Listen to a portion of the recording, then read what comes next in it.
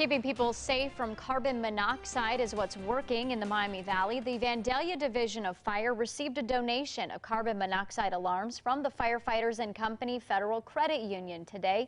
The devices will be installed in homes and apartments throughout the city as they encounter any of those situations. The fire marshal says the alarms are not cheap and the donation helps a lot of people. Carbon monoxide alarms are not inexpensive, so to buy them in bulk and to replace programs where we go out and we install them in someone's home and their dwelling units really makes a big difference to us to have a donation like this. According to the CDC, carbon monoxide causes an average of 430 deaths every year.